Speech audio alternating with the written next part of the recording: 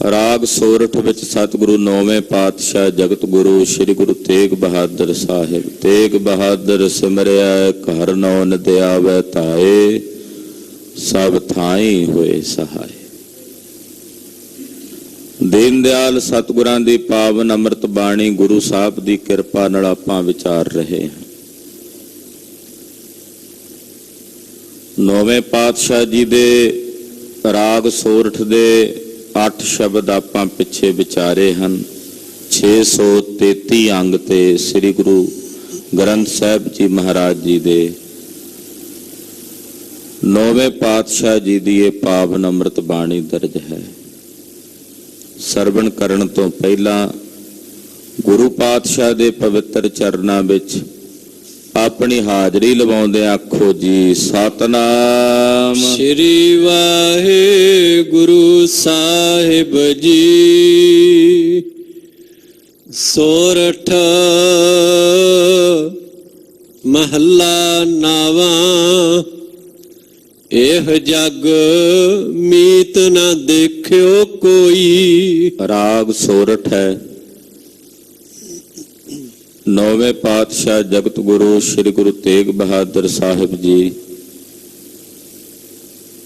ये पावन पवित्र अमृत बचन उच्चारण करते हैं। इस जगत विच मैं किसे नूं मित्र नहीं वेखिया।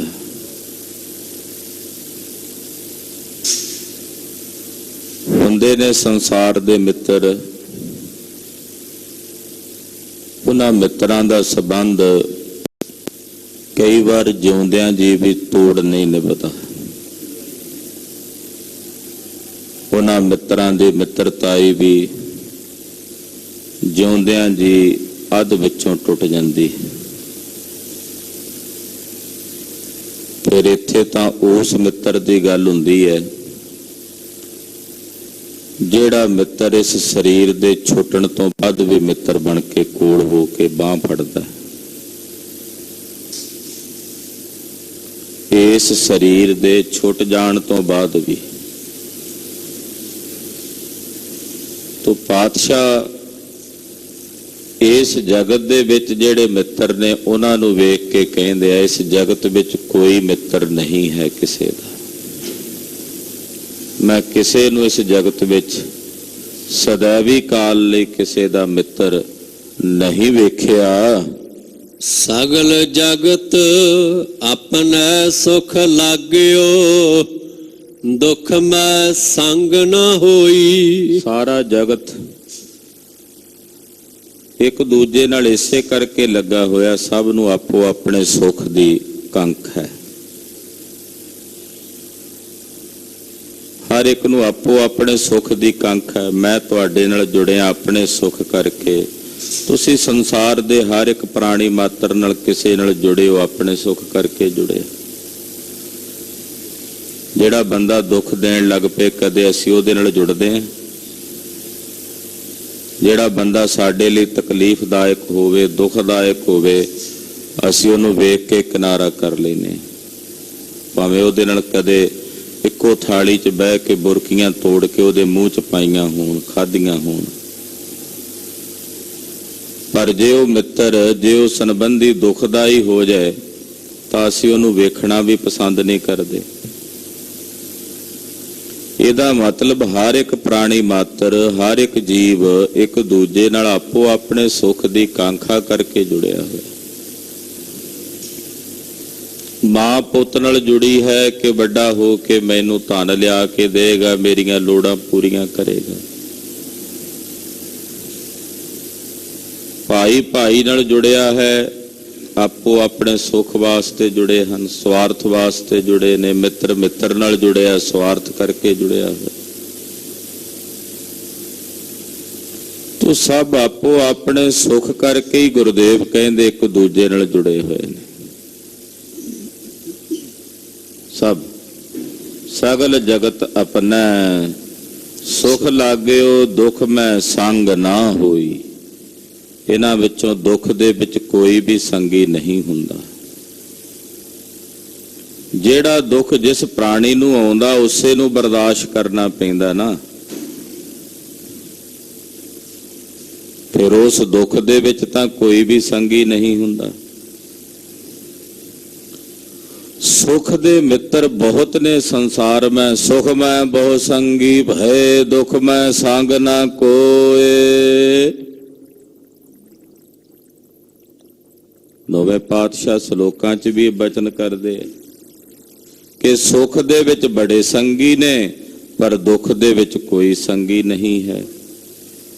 ਸਭ ਦਾ ਆਪੋ ਆਪਣੇ ਸੁਖ ਕਰਕੇ ਇੱਕ ਦੂਜੇ ਨਾਲ ਸਨੇਹ ਹੈ, ਦੁੱਖ ਦੇ ਵਿੱਚ ਕੋਈ ਸੰਗੀ ਨਹੀਂ।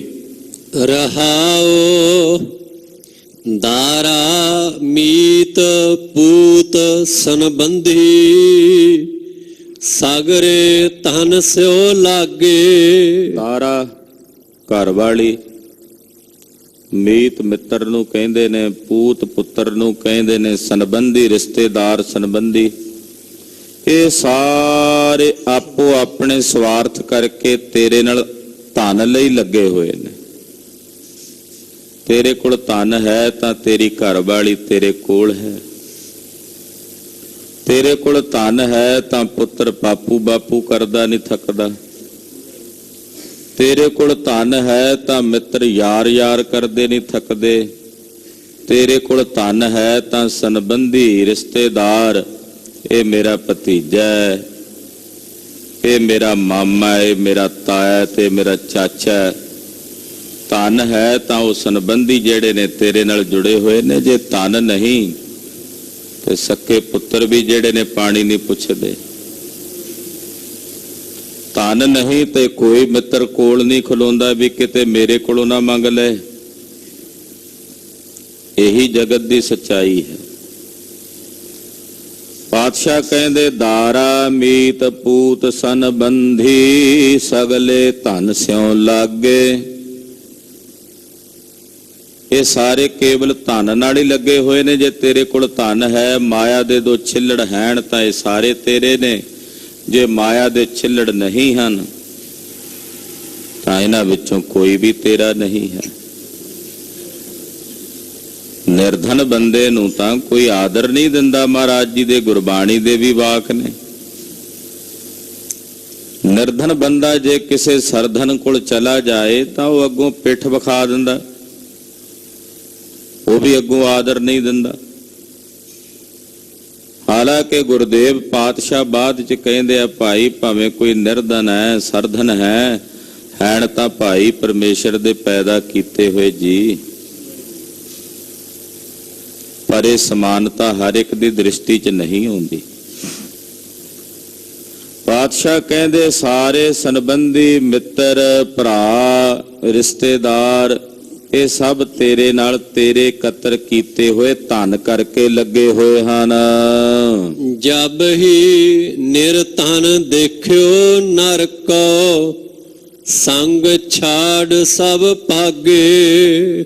ਦਰਖਤਾਂ ਦੇ ਉੱਤੇ ਪੰਛੀ ਬਹਿੰਦੇ ਆ, ਉਹਨਾਂ ਦਰਖਤਾਂ ਦੇ ਪੱਤਿਆਂ ਦੀ ਛਾਂ ਮਾਣਦੇ ਆ, ਉਹਨਾਂ ਦਰਖਤਾਂ ਵਿੱਚ ਆਲਣੇ ਬਣਾਉਂਦੇ ਆ, ਉਹਨਾਂ ਦਰਖਤਾਂ ਤੇ ਲੱਗੇ ਹੋਏ ਫੁੱਲ ਤੇ ਫਲਾਂ ਨੂੰ ਖਾਂਦੇ ਨੇ। ਜਦੋਂ ਉਹਨਾਂ ਦਰਖਤਾਂ ਨੂੰ ਅੱਗ ਲੱਗ ਜੇ ਤੇ ਸਭ ਤੋਂ ਪਹਿਲਾਂ ਉਹੀ ਉੱਡ ਕੇ ਜਾਂਦੇ ਆ ਉਹਦੇ ਤੋਂ। ਭਾਵੇਂ ਉਹਨਾਂ ਦਰਖਤਾਂ ਦੇ ਉੱਤੇ ਉਹਨਾਂ ਪੰਛੀਆਂ ਦਾ ਜਨਮ ਹੋਇਆ ਹੋਵੇ, ਪਰ ਜਦੋਂ ਅੱਗ ਲੱਗਦੀ ਹੈ ਸਭ ਤੋਂ ਪਹਿਲਾਂ ਉਹੀ ਛੱਡ ਕੇ ਜਾਂਦੇ ਆ। ਮਹਾਰਾਜ ਜੀ ਕਹਿੰਦੇ ਜਦੋਂ ਇਸ ਮਨੁੱਖ ਨੂੰ ਨਿਰਧਨ ਵੇਖਦੇ ਨੇ ਵੀ ਹੁਣ ਇਹਦਾ ਧਨ ਨਸ਼ਟ ਹੋ ਗਿਆ, ਤਾਂ ਉਹ ਜਿੰਨੇ ਸੰਗੀ ਨੇ, ਜਿੰਨੇ ਸਾਥੀ ਨੇ, ਜਿੰਨੇ ਸੰਬੰਧੀ ਨੇ, ਸਾਰੇ ਸੰਗ ਛੱਡ ਕੇ ਭੱਜ ਜਾਂਦੇ ਨੇ। ਸੰਗ ਛਾੜ ਸਭ ਭਾਗੇ, ਸੰਗ ਛੱਡ ਕੇ ਸਾਰੇ ਭੱਜ ਗਏ। ਫਿਰ ਤਾਂ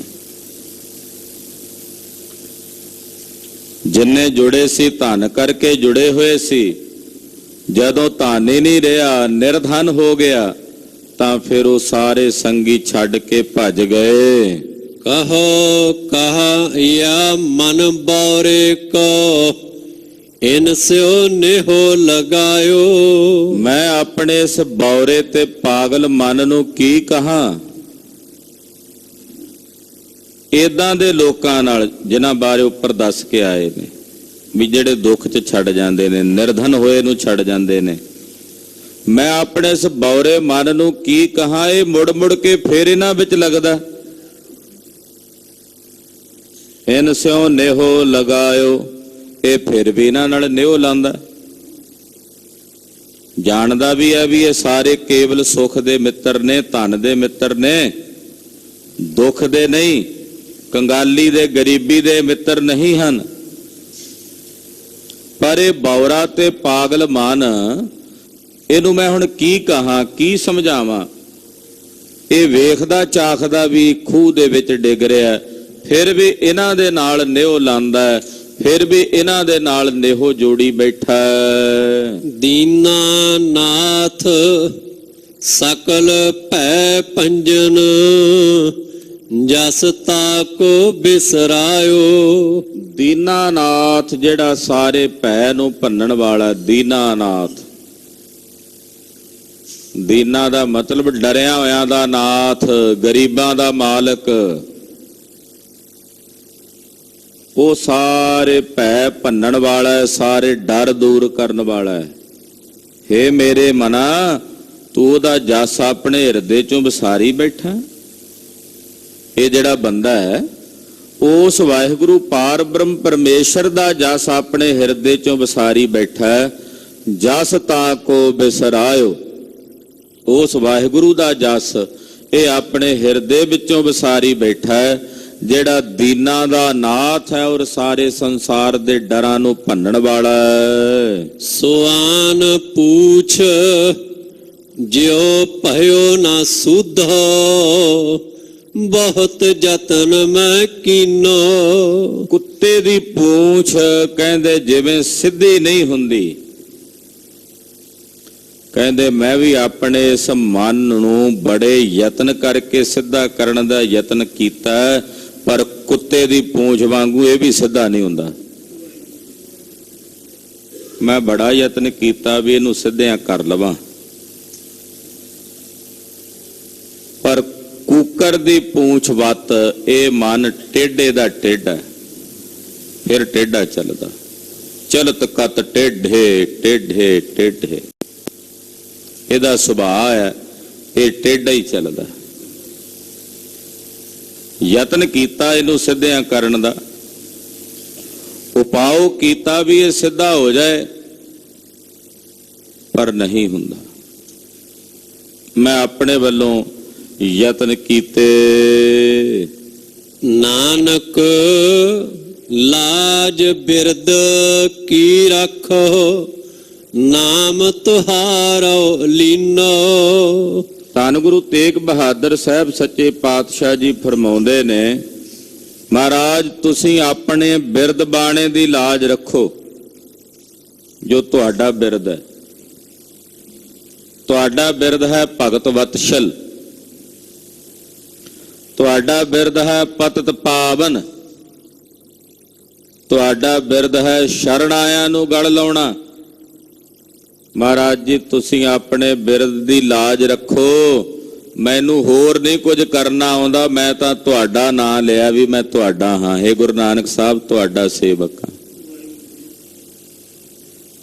ਹੇ ਗੁਰੂ ਗੋਬਿੰਦ ਸਿੰਘ ਸਾਹਿਬ ਜੀ ਮੈਂ ਤੁਹਾਡਾ ਸੇਵਕ ਹਾਂ, ਮੈਂ ਤਾਂ ਤੁਹਾਡਾ ਨਾਂ ਲਿਆ, ਹੋਰ ਮੈਨੂੰ ਨਹੀਂ ਕੁਝ ਆਉਂਦਾ, ਤੁਸੀਂ ਆਪਣੇ ਨਾਂ ਦੀ ਲਾਜ ਰੱਖ ਲਓ। ਮਹਾਰਾਜ ਕੁੱਤੇ ਨੂੰ ਨਹੀਂ ਕੋਈ ਮਾਰਦਾ, ਇਹ ਕਹਿ ਕੇ ਮਾਰਦੇ ਆ ਉਹ ਤੇਰੇ ਖਸਮ ਮਰਨ। ਮਾਰਤ ਹੈ ਤਾਕੋ ਲੈ ਕੇ ਖਾਵੰਦ ਕੋ ਨਾਮ ਹੈ। ਕੁੱਤੇ ਨੂੰ ਨਹੀਂ ਕੋਈ ਮਾਰਦਾ, ਜਦੋਂ ਉਹਨੂੰ ਮਾਰਦੇ ਆ ਤੇ ਕਹਿੰਦੇ ਉਹ ਪਰੇ ਮਰ, ਤੇਰੇ ਖਸਮ ਮਰਨ।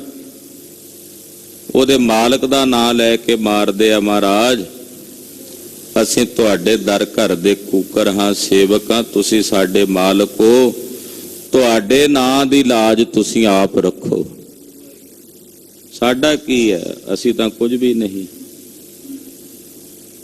ਪਰ ਮਹਾਰਾਜ ਸਾਡੇ ਨਾਲ ਤੁਹਾਡਾ ਨਾਂ ਜੁੜਿਆ ਹੋਇਆ ਕਿ ਗੁਰੂ ਨਾਨਕ ਗੁਰੂ ਗੋਬਿੰਦ ਸਿੰਘ ਸਾਹਿਬ ਦੇ ਸੇਵਕ ਨੇ।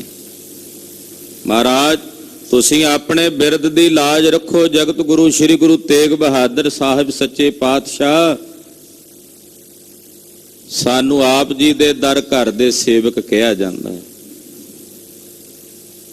ਸਾਡੇ ਵਿੱਚ ਸੇਵਕਾਂ ਵਾਲੀ ਕੋਈ ਆਦਤ ਕੋਈ ਬਾਣ ਨਹੀਂ। ਅਸੀਂ ਉਸ ਕੂਕਰ ਦੇ ਪੂੰਛ ਵਾਂਗੂ ਵਾਕਈ ਟੇਢੇ ਹਾਂ, ਪਤਤ ਹਾਂ, ਪਾਪੀ ਹਾਂ। ਪਰ ਹੈ ਨਾਵੇਂ ਗੁਰਦੇਵ ਜਗਤ ਗੁਰੂ ਸ੍ਰੀ ਗੁਰੂ ਤੇਗ ਬਹਾਦਰ ਸਾਹਿਬ ਜੀ, ਤੁਸੀਂ ਆਪਣੇ ਬਿਰਦ ਬਾਣੇ ਦੀ ਲਾਜ ਰੱਖੋ ਕਿ ਅਸੀਂ ਤੁਹਾਡੇ ਹਾਂ। ਅਸੀਂ ਤਾਂ ਤੁਹਾਡਾ ਨਾਂ ਲਿਆ ਹੈ। ਸੋਰਠ ਮਹੱਲਾ ਨਾਵਾਂ ਮਨ ਰੇ ਗਹਿਓ ਨਾ ਗੁਰ ਉਪਦੇਸ। हे ਮੇਰਿਆ ਮਨਾ,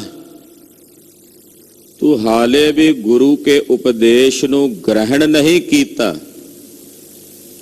ਗਹਿਓ ਨਾ ਗੁਰ ਉਪਦੇਸ਼, ਗੁਰੂ का उपदेश ग्रहण नहीं किया जो तेनू करना चाहिए है। ये बंदा आप होदरियां करन दे विच ज्यादा प्रवृत्त रहिंदा है। उपदेश नूं सुन भी लैंदा है, पढ़ भी लैंदा है, बोल भी लैंदा है, पर उसनूं हिरदे करके ग्रहण नहीं करता।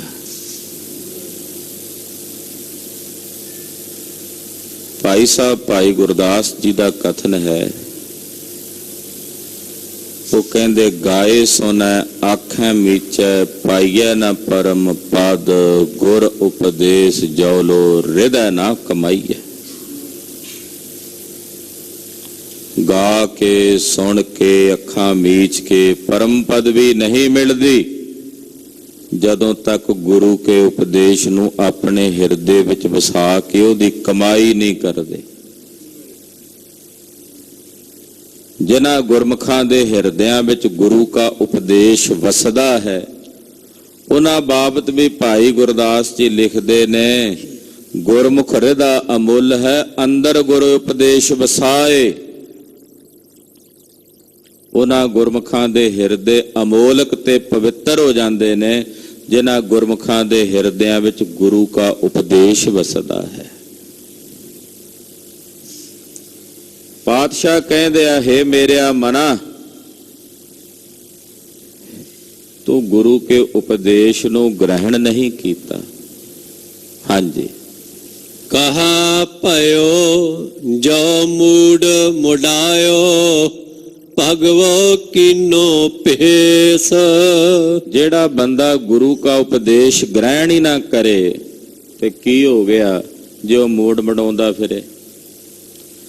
ਆਮ ਕਰਕੇ ਹੁਣ ਵੀ ਭਾਰਤੀ ਸੰਸਕ੍ਰਿਤੀ ਦੇ ਵਿੱਚ ਬਹੁਤ ਸਾਰੀਆਂ ਸੰਪਰਦਾਵਾਂ, ਬਹੁਤ ਸਾਰੇ ਮਤ ਐਸੇ ਨੇ, ਜਦੋਂ ਉਹ ਚੇਲਾ ਬਣਾਉਂਦੇ ਨੇ ਉਹਦਾ ਸਿਰ ਮੁੰਨਦੇ ਆ,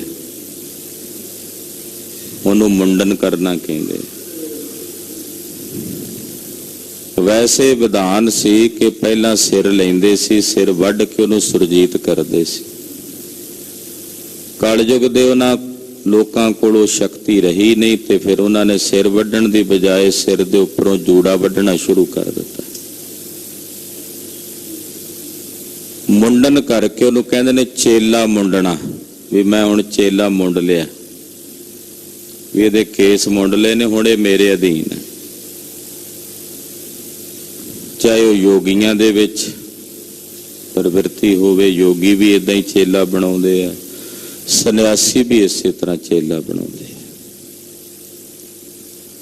ਮਹਾਰਾਜ ਜੀ ਕਹਿੰਦੇ, ਜੇ ਤੂੰ ਆਪਣੇ ਗੁਰੂ ਦਾ ਉਪਦੇਸ਼ ਹੀ ਨਹੀਂ ਗ੍ਰਹਿਣ ਕੀਤਾ ਤੇ ਫਿਰ ਕੀ ਹੋ ਗਿਆ ਜੇ ਤੂੰ ਸਿਰ ਤੋਂ ਮੂੰਡ ਮੁੰਡਾ ਲਿਆ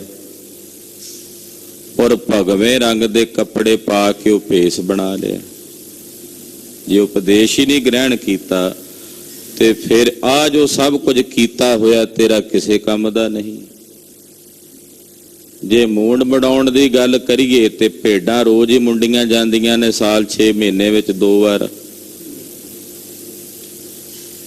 ਉਹ ਤਾਂ ਮੁੰਡੀਆਂ ਹੀ ਜਾਂਦੀਆਂ ਨੇ। ਫਿਰ ਤਾਂ ਉਹਨਾਂ ਨੂੰ ਪਰਮ ਪਦਵੀ ਪ੍ਰਾਪਤ ਹੋ ਜਾਣੀ ਚਾਹੀਦੀ ਹੈ, ਭੇਡਾਂ ਬ੍ਰਹਮ ਗਿਆਨੀ ਹੋ ਜਾਣੀਆਂ ਚਾਹੀਦੀਆਂ ਨੇ। ਉਹ ਤਾਂ ਸਾਲ ਵਿੱਚ 2-2 ਵਾਰੀ ਮੁੰਨੀਆਂ ਜਾਂਦੀਆਂ। ਤੂੰ ਕਹੇ ਵੀ ਮੈਨੂੰ ਫਲਾਣੇ ਗੁਰੂ ਨੇ ਮੁੰਡ ਲਿਆ ਹੈ ਤੇ ਜੇ ਉਹਨੇ ਮੁੰਡ ਲਿਆ, ਉਹਦਾ ਉਪਦੇਸ਼ ਹੀ ਨਹੀਂ ਤੂੰ ਸੁਣ ਕੇ ਮੰਨਿਆ ਕਮਾਇਆ, ਤੇ ਫਿਰ ਮੁੰਡ ਕੇ ਤਾਂ ਨਹੀਂ ਬ੍ਰਹਮ ਗਿਆਨ ਹੋ ਜਾਂਦਾ।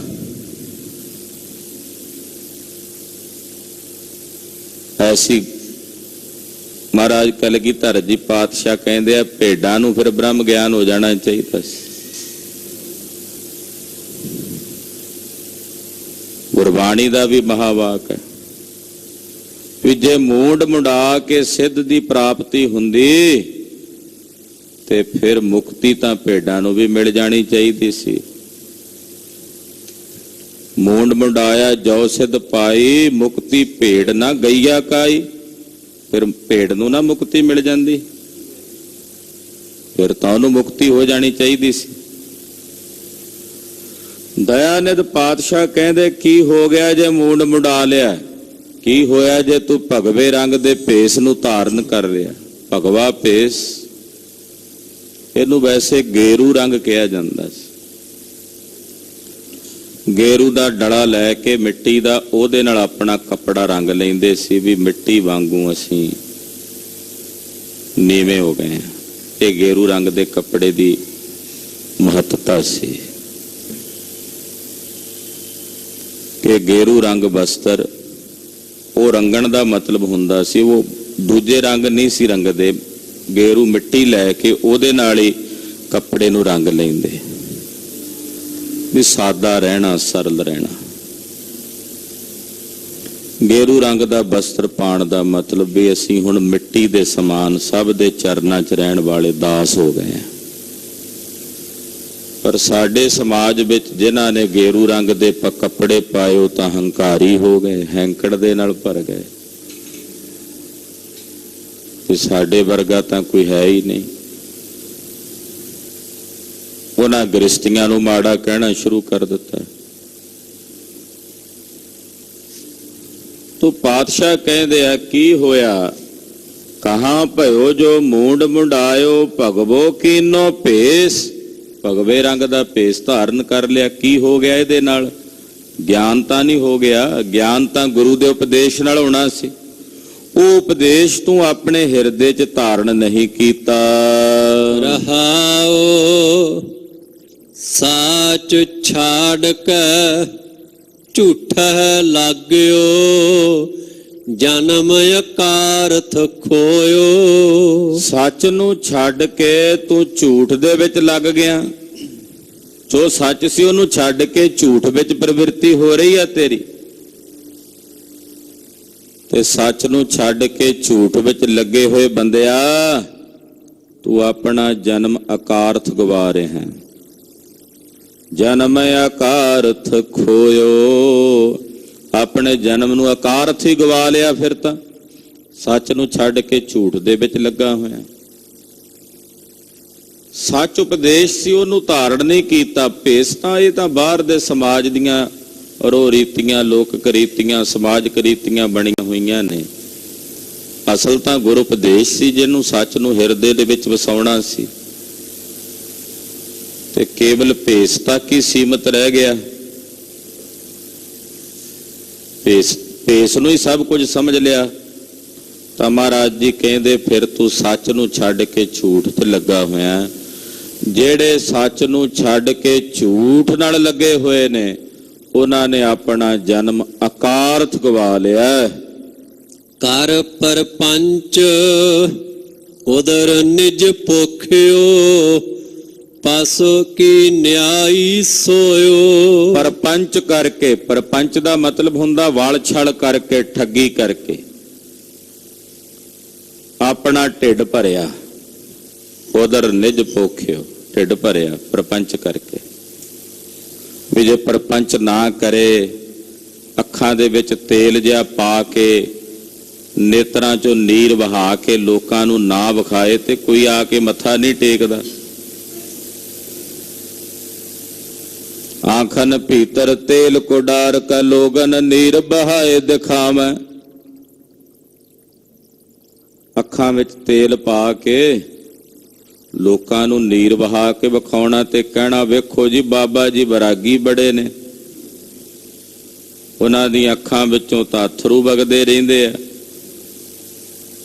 ਪਾਣੀ ਵਗਦਾ ਰਹਿੰਦਾ ਜੀ ਨੇਤਰਾਂ ਚੋਂ, ਬੜੇ ਵਿਰਾਗੀ ਨੇ ਬਾਬਾ ਜੀ। ਪਰਪੰਚ ਕੀਤਾ ਲੋਕਾਂ ਨੂੰ ਠੱਗਣ ਵਾਸਤੇ। ਡਿੰਬ ਕਰੇ ਬਿਨ ਪਈਤ ਨਾਹੀ, ਡਿੰਬਨ ਮੈਂ ਪਰਮੇਸ਼ਰ ਨਾਹੀ। ਪਖੰਡ ਕੀਤੇ ਬਿਨਾ ਮਿਲਦਾ ਨਹੀਂ ਨਾ ਹੈ ਕੁਝ। ਪਰ ਪਾਤਸ਼ਾਹ ਕਹਿੰਦੇ ਆ ਜਿੱਥੇ ਪਖੰਡ ਆ ਉੱਥੇ ਰੱਬ ਨਹੀਂ ਹੋ ਸਕਦਾ, ਪਰਮੇਸ਼ਰ ਨਹੀਂ ਆ ਉੱਥੇ। ਚੱਲ ਮਰਦਾਨਿਆ, ਇੱਥੇ ਨਾ ਸਹੁ ਹੈ ਤੇ ਨਾ ਸੁਹਾਗਣ ਹੈ, ਚੱਲ ਚੱਲੀਏ। ਇੱਥੇ ਕੱਲਾ ਪਖੰਡ ਹੀ ਹੈ।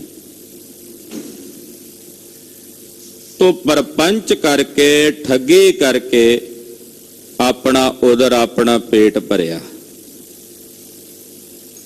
ਕਰ ਪਰਪੰਚ ਉਦਰ ਨਿਜ ਪੋਖਿਓ, ਪਸ ਕੀ ਨਿਆਈ ਸੋਇਓ। ਖਾ ਪੀ ਕੇ ਚੰਗੀ ਤਰ੍ਹਾਂ ਢਿੱਡ ਭਰ ਕੇ ਠੱਗੀ ਕਰਕੇ ਖਾਧਾ, ਫਿਰ ਜਿਵੇਂ ਪਸ਼ੂ ਪੈਂਦੇ ਆ ਏਦਾਂ ਪਸ਼ੂਆਂ ਵਾਂਗੂ ਪੈ ਗਿਆ, ਲੱਤਾਂ ਪਸਾਰ ਕੇ ਪਸ਼ੂਆਂ ਦੀ ਨਿਆਈ ਸੌਂ ਗਿਆ। ਖਾ ਲਿਆ ਤੇ ਸੌਂ ਲਿਆ। ਇਹੀ ਜ਼ਿੰਦਗੀ ਇਹਨਾਂ ਪਖੰਡੀਆਂ ਸਾਧਾਂ ਦੀ। ਨਾਮ ਜਪਣ ਵਾਲੀਆਂ ਗੁਰਮੁਖ ਰੂਹਾਂ ਜਿਹੜੀਆਂ ਨੇ ਗੁਰੂ ਖਾਲਸਾ ਜੀ, ਐਸਾ ਨਹੀਂ ਵੀ ਸਾਧੂ ਹੁੰਦੇ ਨਹੀਂ ਹਨ, ਹੁੰਦੇ ਨੇ ਪਰ ਉਹ ਵਿਰਲੇ ਹਨ। ਬਹੁਤੇ ਪਖੰਡੀ ਹੋਣਗੇ ਸੰਸਾਰ 'ਚ, ਦੰਭੀ ਹੋਣਗੇ, ਪਰ ਉਹਨਾਂ ਵਿੱਚ ਕਿਤੇ ਨਾ ਕਿਤੇ ਸੱਚੇ ਵੀ ਹਨ। ਸਾਰਿਆਂ ਨੂੰ ਇੱਕੋ ਛਾਬੇ 'ਚ ਪਾ ਕੇ ਨਹੀਂ ਤੋਲਿਆ ਜਾ ਸਕਦਾ। ਤੋ ਆਮ ਕਰਕੇ ਕਲੀ ਕਾਲ ਦੇ ਸਮੇਂ ਵਿੱਚ ਪਰਪੰਚ ਕਰਨ ਵਾਲੇ, ਠੱਗੀਆਂ ਕਰਨ ਵਾਲੇ, ਵਿਖਾਵਾ ਕਰਨ ਵਾਲੇ, ਉਹਨਾਂ ਦੀ ਗਿਣਤੀ ਬਹੁਤਾਤ ਹੁੰਦੀ। ਲੋਕਾਂ ਨੂੰ ਆਖਣਗੇ ਜੀ ਇਹ ਫਲਾਣੇ ਪਖੰਡੀ ਨੇ, ਅਮਕੇ ਪਖੰਡੀ ਨੇ, ਇਹ ਪਖੰਡ ਕਰਦੇ, ਆਪ ਉਹਨਾਂ ਤੋਂ ਦੁੱਗਣਾ ਕਰਦੇ ਆ। ਤੇ ਪਾਤਸ਼ਾਹ ਕਹਿੰਦੇ ਪਰਪੰਚ ਕਰਕੇ ਜਿਹੜੇ ਆਪਣਾ ਪੇਟ ਭਰਦੇ ਹਨ, ਔਰ ਪੇਟ ਭਰ ਕੇ ਫਿਰ ਪਸ਼ੂਆਂ ਦੀ ਨਿਆਈ ਸੌ ਜਾਂਦੇ ਨੇ। ਪਸ ਕੀ ਨਿਆਈ ਸੋਇਓ, ਪਸ਼ੂਆਂ ਦੀ ਨਿਆਈ ਮਹਾਰਾਜ ਜੀ ਕਹਿੰਦੇ ਸੌ ਗਏ। ਰਾਮ ਭਜਨ ਕੀ ਗਤ ਨਹੀਂ ਜਾਨੀ, ਮਾਇਆ ਹਾਥ ਬਿਕਾਨਾ। ਜੋ ਰਾਮ ਦਾ ਭਜਨ ਹੈ ਉਹਦੀ ਗਾਤੀ ਨਹੀਂ ਜਾਣੀ, ਰਾਮ ਭਜਨ ਦੀ ਮਹਿਮਾ ਹੀ ਨਹੀਂ ਜਾਣੀ, ਔਰ ਮਾਇਆ ਦੇ ਹੱਥ ਇਹ ਵਿਕ ਗਿਆ। ਮਾਇਆ ਹਾਥ ਬਿਕਾਨਾ, ਮਾਇਆ ਦੇ ਹੱਥ ਵਿਕ ਗਿਆ। ਰਾਮ ਦੇ ਭਜਨ ਦੀ ਇਹਨੇ ਗਤ ਨਹੀਂ ਜਾਣੀ, ਪਰਮੇਸ਼ਰ ਦੇ ਭਜਨ ਬਾਰੇ ਜਾਣਿਆ ਹੀ ਨਹੀਂ ਹੈ, ਔਰ ਮਾਇਆ ਦੇ ਹੱਥ ਵਿਕ ਗਿਆ। ਹੁਣ ਜਦੋਂ ਮਾਇਆ ਦੇ ਹੱਥ ਵਿਕ ਗਿਆ ਤੇ ਫਿਰ ਮਾਇਆ ਨੇ ਜੋ ਕਰਾਣਾ ਉਹੀ ਇਹਨੇ ਕਰਨਾ ਹੈ ਨਾ। ਹੁਣ ਜਿਹਦੇ ਹੱਥ ਵਿਕ ਗਿਆ ਹੁਣ ਉਹ ਜਿੱਧਰ ਮਰਜ਼ੀ ਲਾਵੇ, ਜਿੱਧਰ ਮਰਜ਼ੀ ਪ੍ਰੇਰੇ, ਜੋ ਮਰਜ਼ੀ ਕਰਾਵੇ, ਤਾਂ ਉਹਦੀ ਮਰਜ਼ੀ ਹੈ ਨਾ। ਜਿਹਦੇ ਹੱਥ ਵਿਕ ਗਿਆ, ਜਿਹੜਾ ਇਹਦਾ ਮਾਲਕ ਬਣ ਗਿਆ।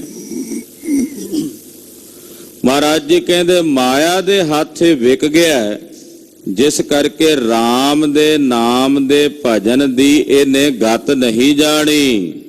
ਉਰਜ ਰਹਿਓ ਬਿਖਿਆਨ ਸੰਗ ਬੌਰਾ, ਨਾਮ ਰਤਨ ਬਿਸਰਾਨਾ। ਇਹ ਵਿਸ਼ਿਆਂ ਤੇ ਵਿਕਾਰਾਂ ਦੇ ਵਿੱਚ ਉਲਝ ਰਿਹਾ, ਔਰ ਵਿਕਾਰਾਂ ਦੇ ਵਿੱਚ ਉਲਝਿਆ ਹੋਇਆ ਬੌਰਾ ਹੋਇਆ ਫਿਰਦਾ, ਫਾਵਾ ਹੋਇਆ ਫਿਰਦਾ, ਪਾਗਲ ਹੋਇਆ ਫਿਰਦਾ। ਔਰ ਨਾਮ ਰਤਨ ਬਿਸਰਾਨਾ, ਜਿਹੜਾ ਨਾਮ ਰੂਪੀ ਕੀਮਤੀ ਰਤਨ ਹੈ, ਐਸਾ ਰਤਨ ਜਿਸ ਰਤਨ ਦੇ ਤੁਲ ਦੁਨੀਆ ਦਾ ਕੋਈ ਰਤਨ ਨਹੀਂ, ਐਸਾ ਹੀਰਾ ਜਿਸ ਹੀਰੇ ਦੇ ਤੁਲ ਦੁਨੀਆ ਵਿੱਚ ਕੋਈ ਹੀਰਾ ਨਹੀਂ, ਉਹਨੂੰ ਇਹਨੇ ਆਪਣੇ ਹਿਰਦੇ ਚੋਂ ਬਿਸਰਾਨਾ ਵਿਸਾਰਿਆ ਹੋਇਆ। ਔਰ ਵਿਸ਼ਿਆਂ ਵਿਕਾਰਾਂ ਦੇ ਰੰਗ ਦੇ ਵਿੱਚ ਉਲਝਿਆ ਹੋਇਆ ਤੇ ਮਾਇਆ ਦੇ ਹੱਥ ਵਿਕਿਆ ਹੋਇਆ।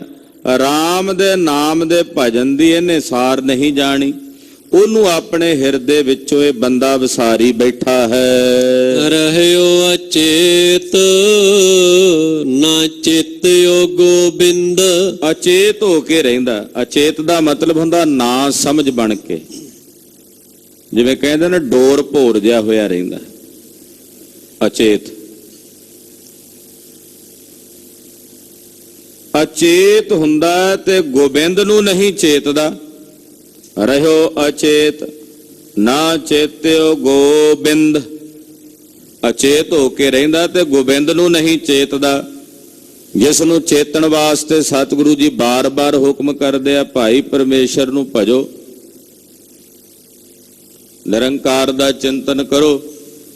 ਉਹਦਾ ਭਜਨ ਨਹੀਂ ਕਰਦਾ ਤੇ ਅਚੇਤ ਪੁਣੇ ਵਿੱਚ ਆਪਣੀ ਜ਼ਿੰਦਗੀ ਦੇ ਦਿਨ ਰਾਤ ਦੇ ਸਮੇਂ ਨੂੰ ਬਤੀਤ ਕਰ ਰਿਹਾ ਹੈ। ਬਿਰਥਾ ਔਦ ਸਿਰਾਨੀ। ਜਿਹੜੇ ਉਸ ਨੂੰ ਨਹੀਂ ਚੇਤਦੇ, ਜਿਹੜੇ ਉਸ ਨੂੰ ਨਹੀਂ ਯਾਦ ਕਰਦੇ, ਨੌਵੇਂ ਪਾਤਸ਼ਾਹ ਕਹਿੰਦੇ ਉਹ ਆਪਣੀ ਸਾਰੀ ਜ਼ਿੰਦਗੀ ਨੂੰ, ਆਪਣੇ ਸਾਰੇ ਜੀਵਨ ਨੂੰ ਵਿਅਰਥ ਬਤੀਤ ਕਰਦੇ ਨੇ।